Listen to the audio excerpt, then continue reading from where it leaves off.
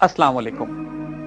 13वीं सदी के वस्त में मंगोल आंधी पूरी मुस्लिम दुनिया को रौंदती हुई गुजर जाती है। बगदाद के साथ साथ मुसलमान तहजीब के तमाम बड़े बड़े शहर जो एशिया वस्त अनातोलिया तक फैले हुए थे, मंगोलों तले रौंदे जाते हैं। मगर उस वक्त किसको यह अंदाजा था कि यह मुसलमान तहजीब जो इस वक्त अपने आखिरी सांस लेती दिखाई देती है, 50 साल के अरसे में इंशाअल्लाह दोबारा उठकर एक ऐसी शानदार तहजीब बनाएगी कि जो रहती दुनिया तक उसके निशान, उसका नाम, उसका जलाल और जमाल कायम रहेगा। उस जमाने की मुसलमान दुनिया पर अगर निगाह डालें तो यह नजर आता है कि अनातोलिया में सल्जूक हुक्मरान अभी तक अपने आखिरी दमों पे छोटी सी रियासत को कायम रखे हुए थे।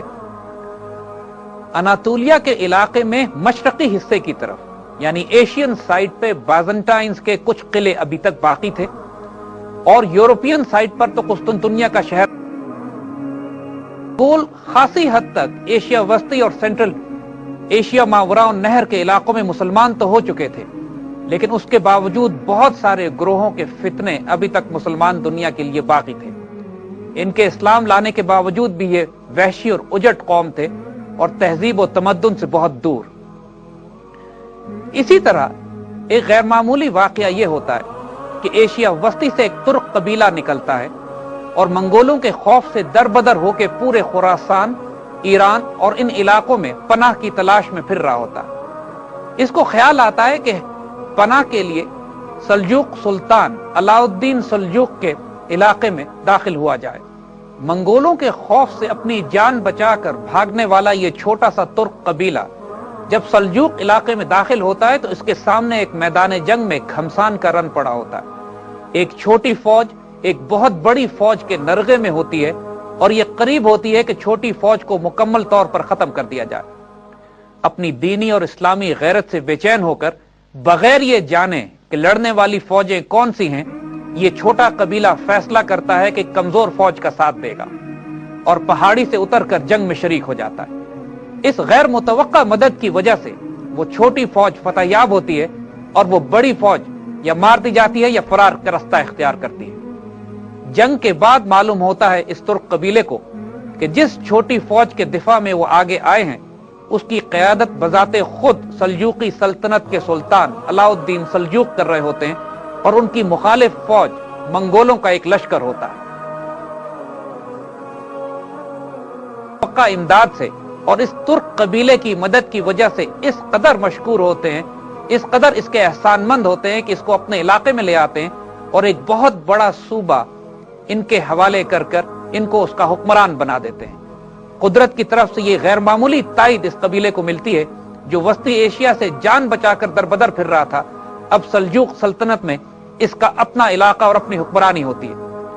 सुल्तान अलाउद्दीन सल्जूक के इंतकाल के बाद ये पूरी सल्तनत इस कबीले के पास आ जाती है और इसके एक फर्द उस्मान के नाम से जो हुकूमत कायम होती है आइंदा 600 साल तक, जो उम्मत मुस्लिमा की इज्जत और आबरू की दफा करती है और पूरी दुनिया में अपनी दहशत और धाक बिठा के रखती है, इसको आले उस्मान या खिलाफत उस्मानिया के नाम से याद किया जाता है। अब हम तारीख के इस मोड़ पर आ चुके थे कि कुस्तुनतुनिया 700 साल से जो मुसलमानों के हमलों की मज़ाहमत करता चला आ रहा था, अब बिलाखिर एक ऐसे कबीले के सामने आया था जिसके जरिए अल्लाह ताला ने मुसलमानों को इज्जत देनी थी। 1299 में कायम होने वाली आले उस्मान की यह हुकूमत 1923 तक जारी रहती है। पहले 3 साल ये उस्मानी हुकूमत थी, उसके बाद के कई सौ साल ये खिलाफत उस्मानिया के नाम से उम्मत मुस्लिमा की क़यादत की जिम्मेदारी भी संभालती है। अपने उरूज के वक्त ये सल्तनत 3 बर्र-ए-आज़मों पर फैली होती है। एक तरफ इसकी सरहदें चीन से मिलती हैं, Khorasan, central Asia, Iran, Iraq, शाम, अफ्रीका और यूरोप, ये तमाम इलाके इस खिलाफत उस्मानिया के ज़ेरे असर होते हैं। मुसलमानों ने इससे बड़ी सल्तनत इससे पहले कभी नहीं बनाई होती, ना इस कदर जलाल और इस कदर फौजी ताकत का मुजाहरा किया होता है कि जो खिलाफत उस्मानिया के दौर में मुसलमानों ने जाहिर की। खुलफाए राशिदीन के वक्त से लेकर इस 14वीं सदी के आगाज तक तमाम सलीबी जंगें जो लड़ी गईं, उसमें यूरोपियन और वेस्टर्न फोर्सेस कुस्तुनतुनिया के जरिए मुसलमान इलाकों में दाखिल होती थी और मुसलमानों से उनका तसादुम शाम और अनातोलिया के इलाकों में होता था। आले उस्मान के कायम होने के बाद तारीख में यह पहला मौका आता है कि एक रिवर्स इन्वेजन शुरू होती है। इसके बाद कभी भी बाज़ंतीनी मुसलमान इलाकों पे हमला नहीं करते, बल्कि मुसलमान उनके इलाकों में दाखिल होकर कुस्तुनतुनिया भी फतह करते हैं और तमाम मशरकी यूरोप भी मुसलमानों के पास आ जाता है। उस्मान के कायम होने के बाद सूरत हाल कुछ इस तरह की बनती है कि बाइजेंटाइन एम्पायर के तमाम मशरकी सूबे और उनके वो तमाम किले जो एशियन साइड पर होते हैं वो भी आले उस्मान, लेकिन अभी तक मुसलमान यूरोपियन साइड पर अपना कोई फुट होल्ड या किला बनाने में कामयाब नहीं होते। 1347 में पहली मर्तबा समुंदर पार करके एशियन साइड से मुसलमान यूरोप की तरफ जाते हैं और मुसलमान लैंडिंग करके अपना पहला किला कायम करते हैं। 1347 में यूरोप में मशरक की तरफ से मुसलमानों का पहला फुट होल्ड एक गैर मामूली तारीखी वाकया है। आप अगर तारीखें नोट करें तो यह वो वक्त था कि जब मुसलमान में स्पेन से निकाले जा रहे थे, मुसलमानों की रियासतें कमजोर हो चुकी थी और ईसाई आहिस्ता आहिस्ता आइबेरियन पेनिनसुला और हस्पानिया से मुसलमानों को धकेलकर अफ्रीका की तरफ भेजने की कोशिश कर रहे थे। मुसलमानों की आखिरी रियासत गरनाता टिकी हुई थी, लेकिन उस पर भी बहुत ज्यादा दबाव था।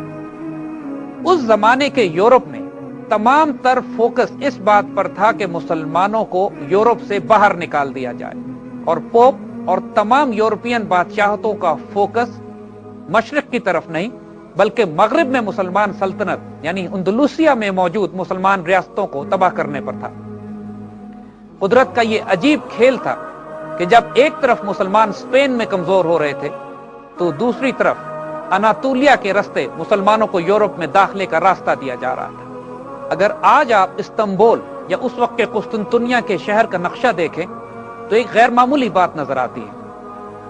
उस वक्त का इस्तांबुल या कुस्तुनतुनिया यूरोपियन साइड पर कायम था, बीच में समुंदर था और मशरिक की तरफ तमाम मुसलमानों या आले उस्मान की हुकूमत थी।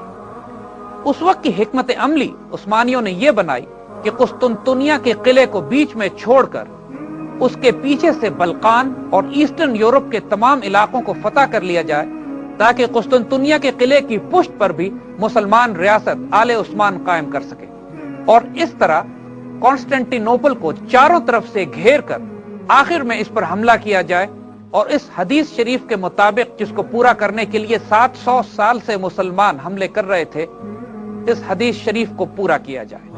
तारीखी तौर पर भी ये वाकयात और हालात कुस्तुनतुनिया की फतह के लिए इंतहाई मौजूद थे। ग्रेट बाइजेंटाइन एम्पायर जो 1000 साल से मशरिक में ईसाइयत की नुमाइंदगी कर रही थी, जुबूहाली का शिकार थी।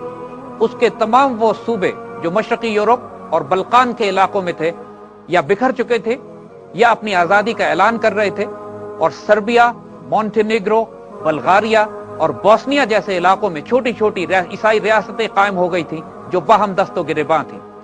इसी तरह बाइजेंटाइन चर्च और रोम में कायम चर्च में आपस में सख्त फिरकावाराना इख्तिलाफात थे और आपस में इनकी झड़पें और जंगें जारी रहती थी। चूंकि मगरबी यूरोप के तमाम मुमालिक रोम में पोप के तहत थे, इसलिए उनकी सारी तवज्जो कुस्तुनतुनिया को बचाने पर नहीं बल्कि स्पेन से मुसलमानों को निकालने पर थी। ये तमाम हालात ऐसे थे कि अब नजर आ रहा था कि नेचर कंस्पायर कर रही है कि मुसलमान अपने हदफ को हासिल कर लें।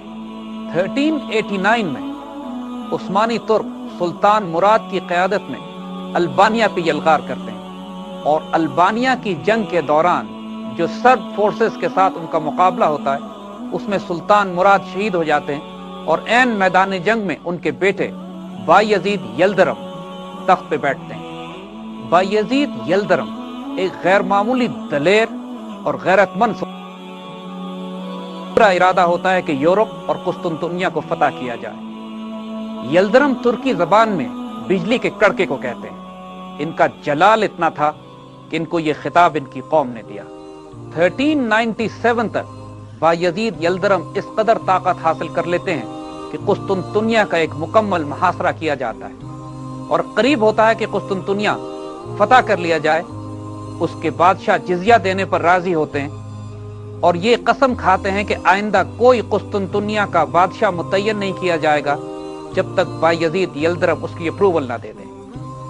ये इस कदर ह्यूमिलिएटिंग टर्म्स होती हैं बाज़ंतीनी सल्तनत के लिए, जो एक दौर में पूरी ईसाइयों की नुमाइंदगी कर रहा था, अब इस हाल तक पहुंच चुका होता है कि उसके सुल्तान, उसके बादशाह मुसलमानों की मर्जी से तख्त पर बिठाए जाते हैं। इस वक्त जब सुल्तान बायजीद यल्दरम यूरोप की फतह में लगे हुए थे और कुस्तुनतुनिया की सीज पर थे, कुदरत की तरफ से गैर मामूली रुकावट आ जाती है। सेंट्रल एशिया से एक बादशाह उठता है जो जाहिरन मुसलमान होता है, जिसका नाम दुनिया तैमूरलेन या तैमूरलंग के नाम से जानती है। तैमूरलंग जो सेंट्रल एशिया से निकलकर अपनी हुकूमत को वसी करना चाहता था, कहने को तो मुसलमान था, लेकिन इसकी तलवार से सबसे ज्यादा नुकसान भी उम्मत मुस्लिमा को पहुंचा। 1398 में वो मावरा और नहर से अफगानिस्तान दाखिल होता है और खैबर के रास्ते दिल्ली जा पहुंचता है और पूरे दिल्ली को तख्तो ताराज करके लूट के वापस चला जाता है। अगले साल वो खुरासान, बगदाद और दमिश्क का रास्ता इख्तियार करता है और रास्ते के तमाम मुसलमान शहरों को तख्तो ताराज करता हुआ दोबारा अपने मरकज मावरा नहर चला जाता है।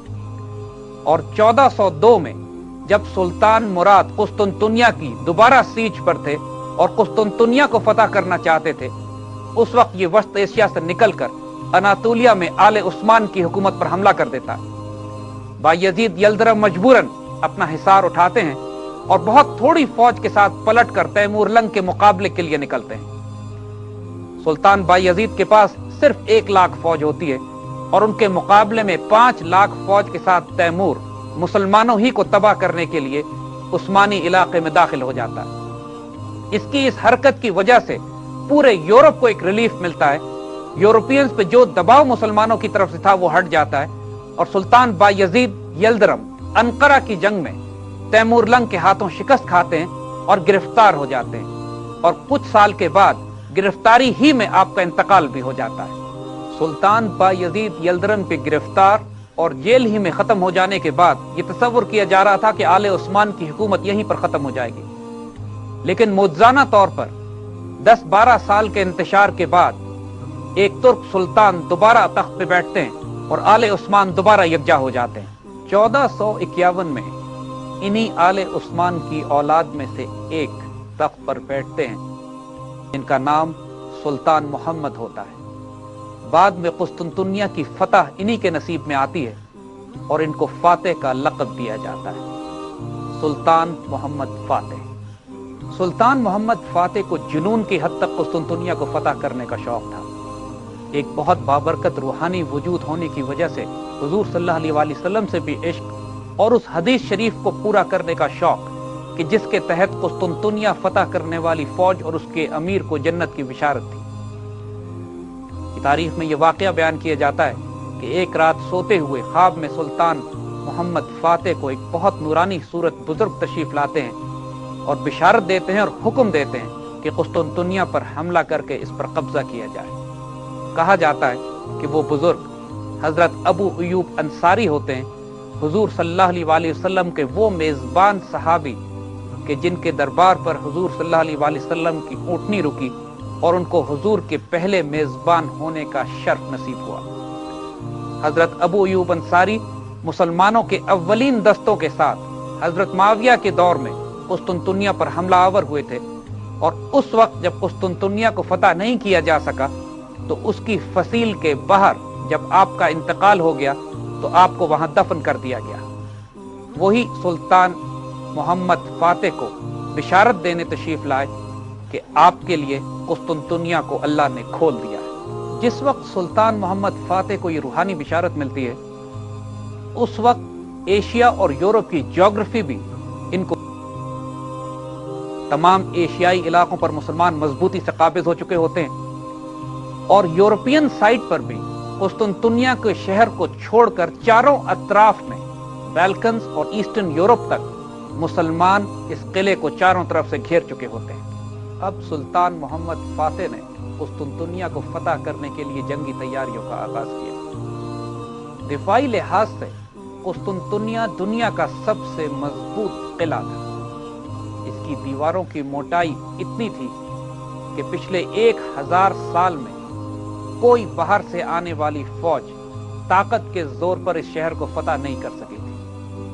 आज भी अगर आप इस्तांबुल जाकर उसकी फसील की दीवारों की मोटाई देखें तो इंसान की अक्लें हैरान हो जाती हैं कि यह फसील किस तरह तोड़ी जा सकती है।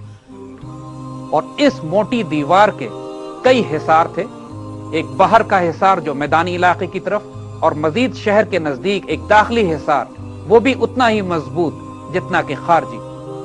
फिर इस शहर का जोग्राफिया इसकी सबसे बड़ी दिफाई लाइन हुआ करती थी। इस शहर के 3 अतराफ में समुंदर और चौथे तरफ खुश्की होने की वजह से दीवार खुश्की की सिमत मजबूती से कायम कर दी गई थी। कुस्तुनतुनिया के मजबूत तरीन किले को फतह करने के लिए, इसकी दीवारों में सुराख करने के लिए और समुंदर की तरफ से दुश्मन की रसद और कुमक को रोकने के लिए कुछ बड़े बड़े काम थे जो सुल्तान को करने जरूरी थे। इन्होंने पहले तो कुस्तुनतुनिया के सामने मशरकी सिमत एक बहुत बड़े किले की तामीर शुरू की ताकि आगे ब्लैक सी की तरफ से कुस्तुनतुनिया को समुंदर के रास्ते कोई इमदाद न पहुंच सके। उसके साथ साथ उस्मानी नेवी बनाई गई और कई 100 बहरी जहाज तैयार किए गए कि जिन्होंने आसपास के समुद्रों की नाकाबंदी भी करनी थी और समुंदर के रास्ते शहर पर हमला करना था।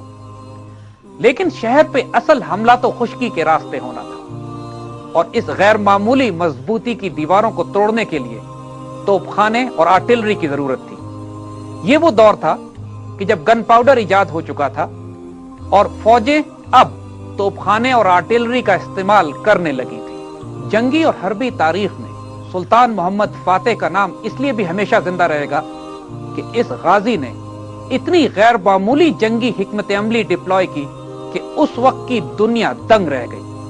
और हकीकत यह है कि आज की दुनिया में भी उस स्ट्रेटेजी को मैच करने के लिए कोई जनरल ऐसा पैदा नहीं हुआ, कोई तारीख में उसके बाद ऐसा वाकया नहीं दोहराया गया कि उन जंगी कारनामों को रिपीट किया जाए जो सुल्तान मोहम्मद फातेह ने कुस्तुनतुनिया की फतह के लिए डिप्लॉय किए थे। सुल्तान मोहम्मद फातेह ने फैसला किया कि दुनिया की सबसे बड़ी तोप बनाई जाएगी जो किले की फसीलों को तोड़ने के काम आएगी। इस काम के लिए उन्होंने हंगरी के एक साइंसदान की खिदमत हासिल की। पहले उस साइंसदान ने बाज़ंतीनी सल्तनत को अपनी खिदमत पेश की थी, लेकिन जब बाज़ंतीनी सल्तनत ने इसके आइडिया को रिजेक्ट कर दिया तो वो सुल्तान के पास आया। इससे पहले दुनिया में कभी इतनी बड़ी तोप नहीं बनाई गई थी और अगर हम आपको उसके डायमेंशंस बताएं तो आपकी अक्लें भी दंग रह जाएंगी। 27 फुट लंबी उसकी बैरल थी, 18 टन उसका वजन था, 750 किलो वजन का वो गोला फायर करती थी 1 मील के मुसाफत तक। इस तोप का दहाना 30 इंच कुतर का था। इसको 100 बैल और 600 सिपाही घसीटा करते थे। इस बात से अंदाजा कीजिए कि आज पाकिस्तान आर्मी के पास जो सबसे बड़ी होविट्जर है उसका दहाना 8 इंच का है। जो पाकिस्तान नेवी के बैटलशिप्स पे तोपें लगा हुआ करती थी उनका दहाना 5 इंच कुतर का हुआ करता था। यह तोप जो सुल्तान मोहम्मद फातेह ने बनाई है इसका 30 इंच का दहाना था। उस वक्त दुनिया में इससे बड़ी तोप कोई नहीं थी, अपने जमाने की सुपर गन। और हकीकत यह है कि आज तक इतनी बड़ी तोप कभी नहीं बनाई गई। इस तोप की गैर मामूली तारीख यह है कि सुल्तान मोहम्मद फातेह के दौर के 300 साल बाद भी टर्किश नेवी इसको इस्तेमाल कर रही थी और इसने इंग्लिस्तान के खिलाफ अपनी जंगों में 1807 में भी दुश्मन के कई बहरी जहाज डुबोए। 1860 के आसपास खिलाफत उस्मानिया ने एक तोप तोहफे के तौर पर ब्रिटिश एम्पायर को दी और आज भी ब्रिटिश नेवल म्यूजियम प्लिमथ में इसका ये मॉडल रखा हुआ है। इस तोप की सिर्फ ये मुश्किल थी कि ये दिन में सिर्फ 7 गोले फायर कर सकती थी। इसको रीलोड करने के लिए 5 से 6 घंटे लगते थे। लेकिन इसके बावजूद सुल्तान ने इस तरह की कई तोपें बनवाई और आने वाले वक्त में तकरीबन 50 के करीब ये तोपें इन साहिलों की हिफाजत करती थी जहां से तुर्की के बहरी रास्ते गुजरते थे। और जैसे अर्ज किया कि आइंदा 300 साल तक यही तोप इस्तेमाल होती रही जो सुल्तान मोहम्मद फातेह के दौर में ढाली गई थी। इन तोपों को ले जाकर खुश्की के उस रास्ते पर रख दिया गया कि जहां से मुसलमानों ने कुस्तुनतुनिया के किले पर यलगार करनी थी। कई तोपें साइड बाय साइड लगाकर आर्टिलरी बैराज शुरू किया गया और किले की दीवारों पे जरबें लगानी शुरू की गई। आइए अब जरा मैदान जंग का नक्शा अपने जहन में खींचें। जैसे अर्ज किया कि कुस्तुनतुनिया के शहर के 3 अतराफ में पानी, समुंदर और चौथी सिमत में खुश्की का एक बहुत बड़ा रास्ता था कि जहां पे सुल्तान की फौज और तोपें लगाई गई थी। इसी तरह सुल्तान की नेवी उन समुद्रों में कुस्तुनतुनिया शहर के करीब आने के लिए पेशकदमी करती है। लेकिन गोल्डन हॉर्न के पास, जो कि समुंदर से एक आबनाई निकलती है किले की तरफ, उसके मुंह पर जो तंग रास्ता होता है, वहां बाज़ंतीनी सल्तनत ने बड़ी बड़ी जंजीरें लगाई भी होती हैं और कोई बहरी जहाज उसको क्रॉस करके गोल्डन हॉर्न में दाखिल होकर शहर की फसीलों के पास समुंदर के रास्ते नहीं पहुंच सकता। उन जंजीरों के अंदर कुछ बहरी जहाज थे कि जो कुस्तुनतुनिया शहर के थे और ये मुहाफजत कर रहे थे इस बात की कि सुल्तान का बहरी बेड़ा जंजीरें पार करके समुंदर के रास्ते शहर पर हमला न कर सके। उसूली तौर पर पूरे शहर का मुहासरा तो किया जा चुका था, लेकिन मुसलमान अभी तक इस काबिल नहीं थे कि समुंदर के रास्ते कुस्तुनतुनिया शहर पर यलगार करें। खुश्की के रास्ते जो मुसलमान तोपें फायर कर रही थी, रेट ऑफ फायर स्लो होने की वजह से जो नुकसान पहुंचता भी था, शहर के मुहाफिजीन उसकी मुरम्मत कर लेते थे। शहर में मुसल्लह मुहाफिजीन की तादाद कोई बहुत ज्यादा नहीं थी, तकरीबन 10,000, लेकिन कुस्तुनतुनिया का सुल्तान कॉन्स्टेंटाइन खुद उनकी क़यादत कर रहा था। गो के सुल्तान के पास तकरीबन 1.5 लाख के करीब फौज थी और उसमें 20,000 के करीब वो जानिसार दस्ते थे कि जो सुल्तान के खास बॉडीगार्ड और ट्रैक फोर्स कहलाते थे। इन जानिसारों के बारे में भी थोड़ा सा जानना बड़ी दिलचस्पी का होगा। जिस तरह हम पहले जिक्र कर चुके हैं कि दूसरी सल्तनतें इससे पहले गुलाम और ममलूक बच्चे लेकर स्पेशल मिलिट्री एकेडमीज में इनकी तरबियत करती थी और एक स्पेशल फोर्स तैयार की जाती सिर्फ सुल्तान के साथ रखते थे। इन बच्चों की ना कोई रिश्तेदार होते थे, ना खानदान, ना इनको शादी करने की इजाजत। इनकी तमाम जिंदगी फौजी हिकमत अमली, फौजी जिंदगी और फौजी छावनियों के गिर्द घूमती थी और ये तमाम तलवारें उम्मत मुस्लिमा की ट्रैक फोर्स कंसिडर किए जाते थे और हर खतरनाक मौके पर ये उस चार्ज को लीड करते थे जो दुश्मन की सफों को रोनता चला जाता था। इतनी मजबूत सुपर गन्स होने के बावजूद किले की दीवारें इतना मजबूत थीं कि तकरीबन 2 माह तक मार खाती रहीं, लेकिन टूटने का नाम ना लिया।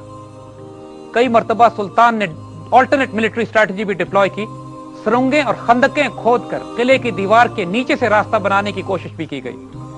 दूसरी तरफ से किले के मुहाफिजीन भी हर मुमकिन कोशिश कर रहे थे और इसमें कोई शुबा नहीं कि अपनी बाज़ंतीनी सल्तनत के आखिरी किले को बचाने के लिए उन्होंने भी सरधड़ की बाजी लगाई हुई थी।